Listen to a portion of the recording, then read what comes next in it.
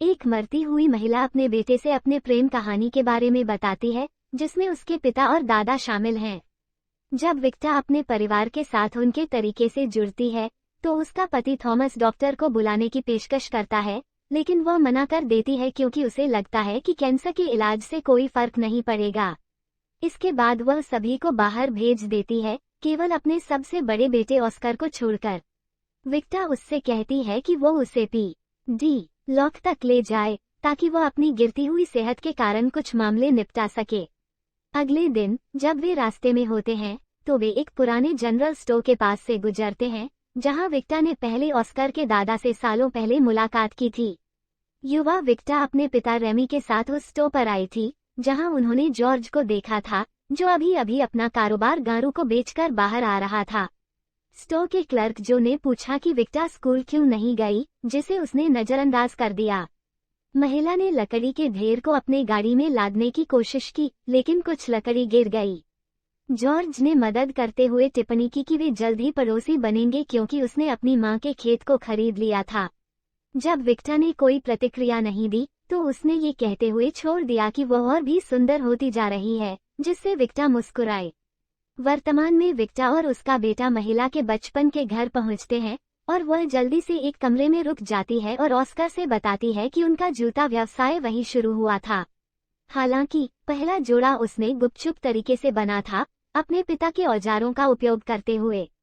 जब युवा विक्टा स्टोर से घर आई, तो उसकी मां फ्रानू ने उसे स्कूल से निकाले जाने पर नाराजगी व्यक्त की। बेटी ने बचाव करते हुए कहा कि कॉन्वेंट में दम घुटता था, इसलिए उसने खुद को निकाल लिया ताकि वह अपनी जिंदगी का रास्ता बना सके। विक्टा उस शाम देर रात अपने पिता के औजारों को लेने के लिए गोदाम में छिपकर चली गई। सुबह होते ही जॉर्ज का परिवार पास के फार्म पर आया। जॉर्ज ने विक्टा का स्वागत किया जब वह गुजरी, और उसकी पत्नी डोटी ने ये देखा। रात को विक्टा फिर से गोदाम में चली गई और उसने अपना पहला जोड़ा जूते बनाने की प्रक्रिया शुरू की। काम खत्म होने के बाद उसने जॉर्ज को देखा, जो अपने गोदाम से घोड़े के नाल बना रहा था। विक्टा ने फिर उनकी खिड़की में झांका और डोटी को अपनी डायरी में लिखते देखा। कुछ समय बाद जॉर्ज आया और विक्टा ने उस जोड़े के निजी समय को देखा, जो तब खत्म हुआ जब डोटी को खांसी का दौरा पड़ा। अगले दिन रेमी ने विक्टा के जूते के डिजाइनों को देखा और मुस्कुराया, जिसे उसकी बेटी ने देखा। उसने गर्व से यह घोषणा की कि उसके पास और डिजाइन है, लेकिन उसके पिता ने कहा कि लोगों को मजबूत जूते चाहिए, न कि खूबसूरत। उसने जवाब दिया कि ये विशेष अवसरों के लिए हैं, लेकिन उन्होंने जोर देकर कहा कि उसे पढ़ाई पूरी करनी चाहिए क्योंकि मदर सुपीरियर उसे एक और मौका दे रही थी। विक्टा ने उसे अपमानित किया कि वो उसका चुनाव नहीं समझते और भाग गई। महिला जंगल में भाग गई, लेकिन गिर गई। जब वह उठी, तो उसने अपने सामने एक घोड़ा देखा और उसकी गर्दन पर हाथ फेरा। कुछ समय बाद जॉर्ज घोड़े पर सवार होकर आया, ताकि वह भागे हुए घोड़े को ले सके।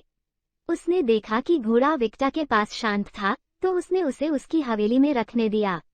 डोमी ने उन्हें आते हुए देखा, इसलिए उसने अपनी डायरी छिपा दी और अपने कला कमरे में चली गई। जब वे दोनों पहुंचे, तो जॉर्ज ने विक्टा का परिचय अपनी पत्नी से कराया, जो उनके बच्चों की तस्वीर बना रही थी। डोटी ने पूछा कि उनकी मेहमान स्कूल क्यों नहीं गई, तो विक्टा ने जवाब दिया कि वह एक जूते की दुकान खोलना चाहती थी। पत्नी को लगा कि यह विचार एक महिला के लिए नहीं है, लेकिन विक्टा ने इससे असहमत होकर कहा कि यह उसके लिए था। अगले दिन विक्टा और उसके माता पिता एक नीलामी घर गए। महिला ने इस मौके का उपयोग अपने बनाए हुए जूते बेचने के लिए किया, जिससे उसके माता पिता हैरान हो गए।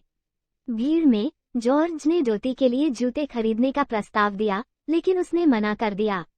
नीलामीकर्ता के प्रयासों के बावजूद किसी ने बोली नहीं लगाई, क्योंकि यह एक महिला द्वारा बनाए गए थे।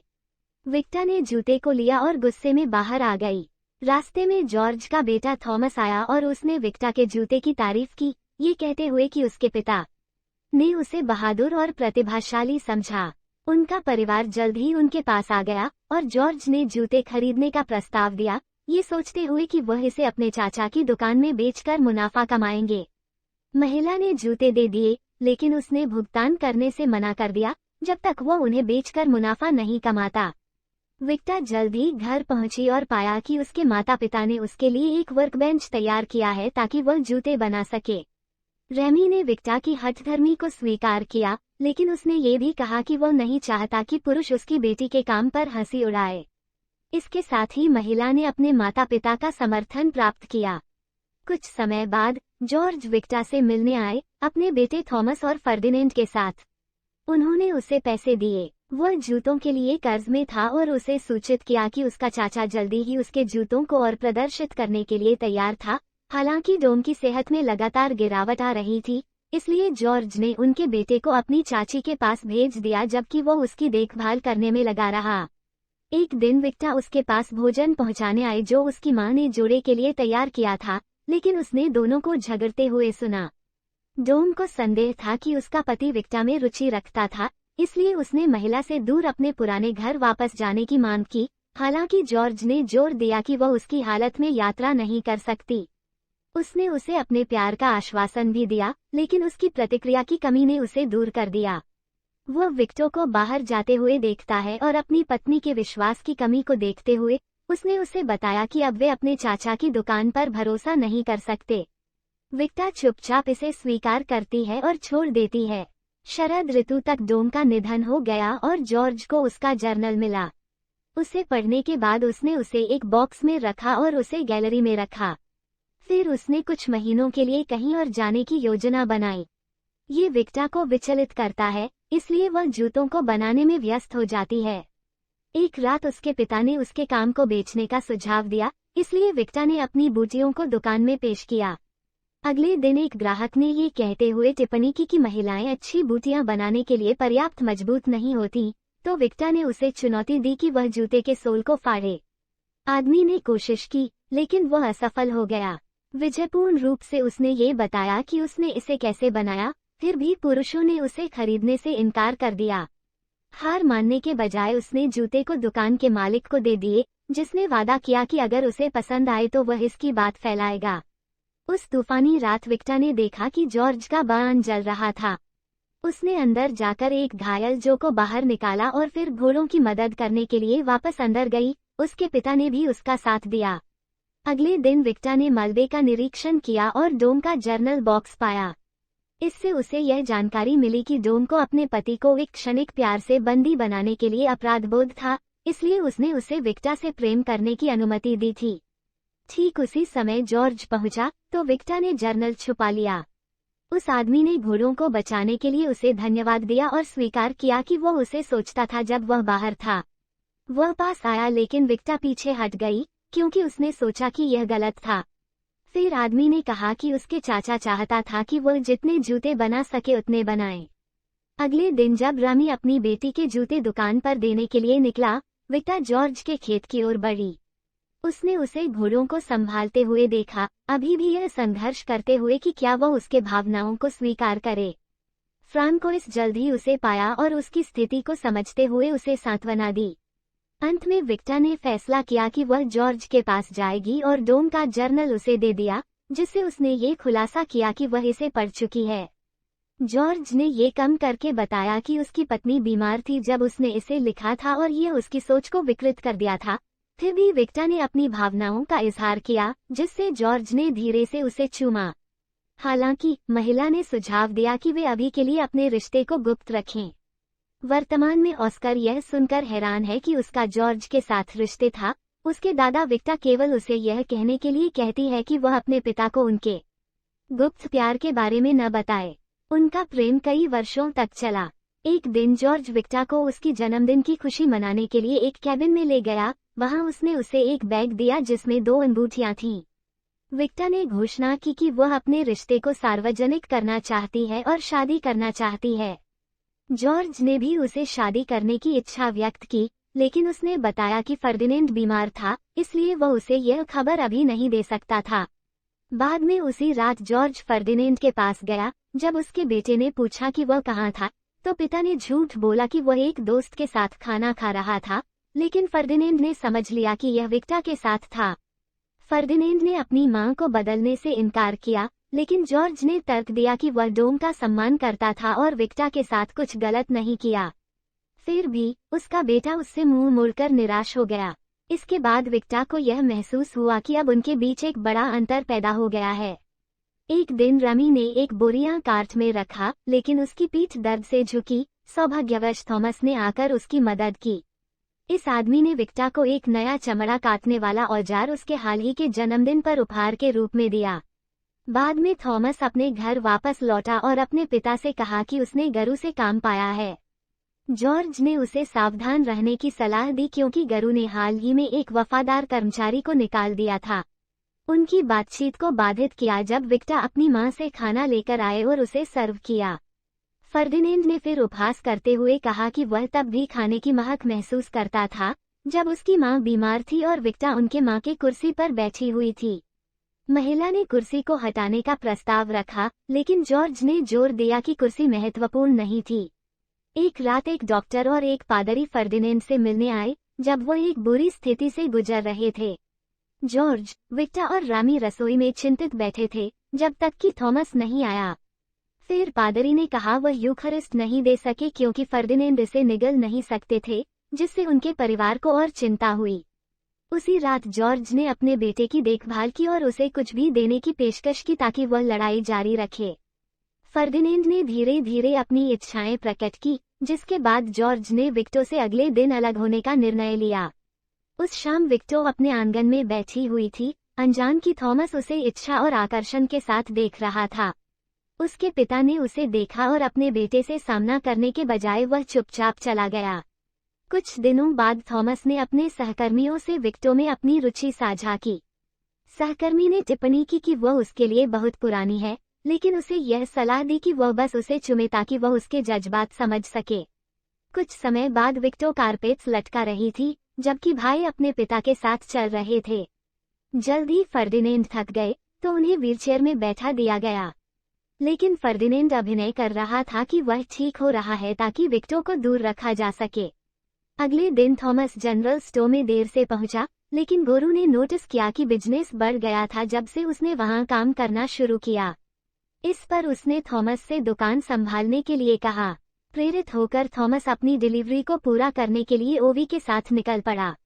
जब वे लकड़ी की छाड़ पर घोड़े लेकर जा रहे थे, एक गोली की आवाज आई और घोड़े डर गए, जिससे उनका वाहन दुर्घटनाग्रस्त हो गया और थॉमस और आइडी घायल हो गए। बाद में एक घायल थॉमस विक्टो के घर आया तो उसने उसे जल्दी से अंदर ले जाकर उसकी चोटों का इलाज किया। जैसे ही उसने ये किया, थॉमस ने उसे चूमते हुए कहा कि वो उसे हमेशा से चाहता था। जब उसने कोई विरोध नहीं दिखाया तो थॉमस ने उसे गहरे चूम लिया। जॉर्ज ने जल्द ही दोनों से अलग अलग बात की और पूछा कि क्या ये बदला लेने के लिए था, लेकिन विक्टो ने इसे गंभीर प्रेम कहा और कहा कि वह इसे फिर से खोना नहीं चाहती। थॉमस ने विश्वास किया कि वो परिवार शुरू कर सकता है क्योंकि उसे पदोन्नति मिलने वाली थी। कुछ महीनों बाद थॉमस और विक्टो ने शादी कर ली, वही अंगूठी इस्तेमाल करते हुए जिसे उसने पहले जॉर्ज को दी थी।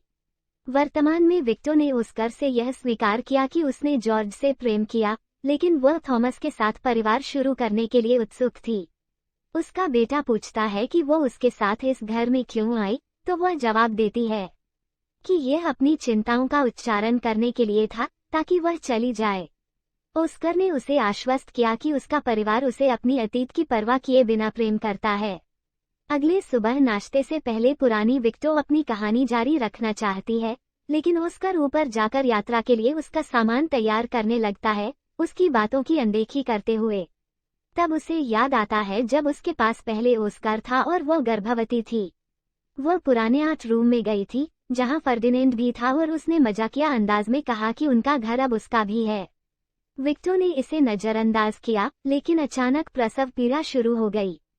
फर्डिनेंड मदद के लिए दौड़ा, लेकिन उसने ये बताया कि सभी लोग गांव में थे, इसलिए केवल फर्डिनेंड ही मदद कर सकता था। उसने सफलतापूर्वक अपनी बेटी को जन्म दिया और इस प्रक्रिया ने फर्डिनेंड को भावुक कर दिया। इस बीच थॉमस जनरल स्टोर में था, लेकिन गोरू ने उसे बुलाकर कहा कि उसके बेटे का घर जल गया है, इसलिए उसे बुरी खबर देनी पड़ी। उस रात परिवार ने रात का भोजन किया और जॉर्ज ने अपनी पोती के जन्म और अपने घोड़े के क्षेत्रीय जीतने के लिए पानी डाला और फर्डिनेंड के स्कूल लौटने का जश्न मनाया। लेकिन थॉमस ने बताया कि उसने अपनी नौकरी खो दी है क्योंकि गोरू को अपने बेटे को अपने परिवार का समर्थन करने के लिए रखना पड़ा। उसने ये भी टिप्पणी की कि उनका परिवार इस तरह के समर्थन से अभाव में था। जॉर्ज ने इस पर आपत्ति जताई, लेकिन थॉमस ने कहा कि अगर उसने दुकान गोरू को नहीं बेची होती तो वे इस स्थिति में नहीं होते। फर्दिनेंड ने इसे ये कहते हुए बचाव किया कि उनके पिता ने ये सब मां के लिए किया। थॉमस ने फिर घोषणा की कि वह एक यात्रा करने वाला एफएल सेल्समैन बनेगा। विक्टर ने विरोध किया क्योंकि वह लंबे समय तक घर पर बच्चों और दुकान की देखभाल करेगी। उसके पति ने ठंडे स्वर में जवाब दिया कि जॉर्ज उनकी मदद कर सकता है। जल्द ही थॉमस चला गया और जॉर्ज ने विक्टर के बच्चों की देखभाल की, जिससे दोनों के बीच की दूरी फिर से घट गई। जब महिला ने जॉर्ज की बीमार घोड़े की देखभाल में मदद की और उसकी विश्वसनीयता की सराहना की। उस रात ससुराल वाले ने जॉर्ज ने वी के नहाने के लिए गर्म पानी डाला, लेकिन उसकी बहू ने उसके सामने अपने कपड़े उतार दिए। उसने उसकी आंखों में कोई चमक ढूंढी, लेकिन उस आदमी ने बस छोड़ दिया। इसके बाद वे एक दूसरे से बचते रहे, जब तक थॉमस काम से वापस नहीं आया। एक सुबह उसने अपनी पत्नी को जगाया और अपनी कमाई दिखाने का मन बनाया, लेकिन इसके बजाय महिला ने चुपचाप उसका हाथ पकड़ लिया, जिससे उसे अपनी चाहत का इजहार किया। थॉमस ने उसके प्रस्ताव को अस्वीकार कर दिया, क्योंकि उसे एक अन्य ग्राहक से मिलना था। इससे वह निराश हो गई, जिसे जॉर्ज ने जल्द ही देखा। उसके बेटे के जाने के बाद जॉर्ज ने उसकी सहानुभूति जताई और अंततः उसे अपनी जरूरतें पूरी करने में मदद की। उस रात विक्टर जूते बना रहा था और थॉमस प्रेमपूर्ण रूप से उसके पास आया, माफी मांगते हुए और अपनी चाहत का इजहार करते हुए, यह नहीं जानते हुए कि उसकी पत्नी और उसके पिता के बीच कोई रिश्ता बन चुका था। जॉर्ज इस पर गिल्ट से महीनों तक अपने केबिन में छिपा रहा। वर्तमान में ऑस्कर इस रहस्य से घृणा करता है और अपनी मां को अपने विचारों में अकेला छोड़ देता है। सालों पहले वीटीओ शू ने फ्रांस में एक प्रतियोगिता जीत ली थी, लेकिन थॉमस ने बिना उसे बताए उसके काम पर अपना नाम लिख दिया। उसके पति का तर्क था कि फ्रांसीसी महिला श्रमिकों को तुच्छ समझते हैं और उसके इस कदम ने उसके जूतों के लिए अंतर्राष्ट्रीय मांग खोल दी। इससे भी बुरा ये हुआ कि थॉमस ने घोषणा की कि वह फिर से जा रहा है और ऑस्कर का जन्मदिन मिस करेगा। जब वह अपना सामान पैक कर रहा था, विक्टर ने उसके निरंतर यात्रा करने पर सवाल उठाया। उसने स्वीकार किया कि उसे इस जगह से उबन हो गई थी और वह कहीं और जाने की इच्छा रखता था। फिर उसने बताया कि वह अपने भाई से मिलने जा रहा है, जिसने एक महिला के साथ भागकर ऑस्कर के जन्मदिन पर घर छोड़ दिया था। उसने सोचा कि क्या उसके पिता ने उसे भुला दिया है, इसलिए वह वहां नहीं था ताकि उसे सांत्वना दे सके। जॉर्ज ने बच्चे को यकीन दिलाया कि उसके पिता ने उसके लिए बाहर एक तोहफा भेजा था और वे उसे दिखाने बाहर गए। इस बीच थॉमस ने एक आदमी की पत्नी जॉर्जिना और उनकी बेटी से मुलाकात की, हालांकि उसके भाई की बीमारी और भी खराब हो गई थी। पेलमैन अपने भाई को देखकर खुश था, लेकिन उसने अपने पिता को दुख देने के लिए माफी मांगी। इस दौरान विक्टर और जॉर्ज अकेले थे, जिससे महिला ने पूछा कि वह अभी भी उसके लिए क्यों महसूस करती है।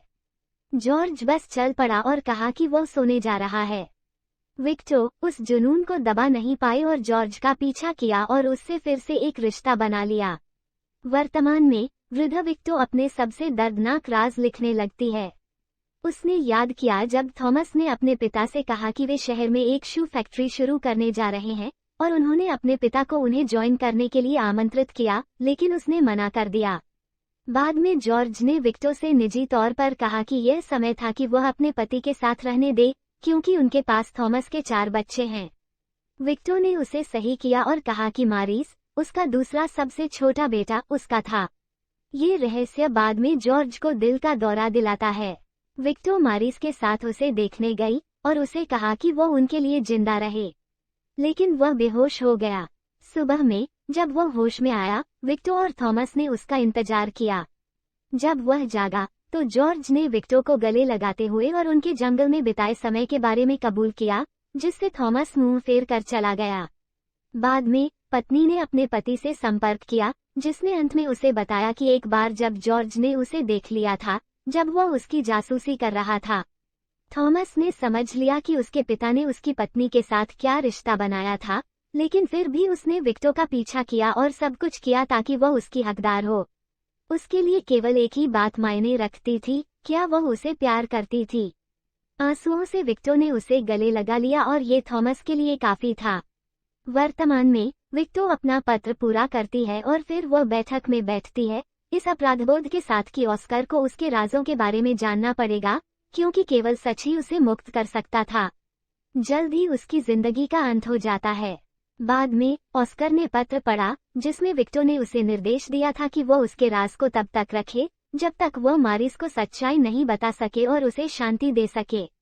जल्द ही मारिस आता है और ये देखकर जलता है कि ऑस्कर अपनी मां के साथ था जब उसकी मृत्यु हुई। वो ऑस्कर से कहता है कि उन्होंने जो आखिरी रात का खाना साथ खाया था, उस समय उसने उसे खास बताया था और उससे कहा था कि वह अपने भाई बहनों का ध्यान रखे।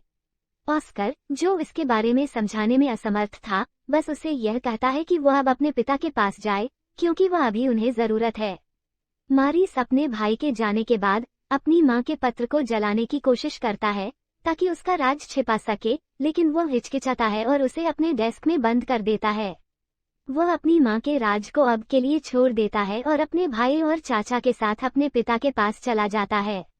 कृपया अधिक वीडियो देखने के लिए चैनल को सब्सक्राइब करें, नोटिफिकेशन चालू करें और लाइक जरूर करें ताकि चैनल को मदद मिले।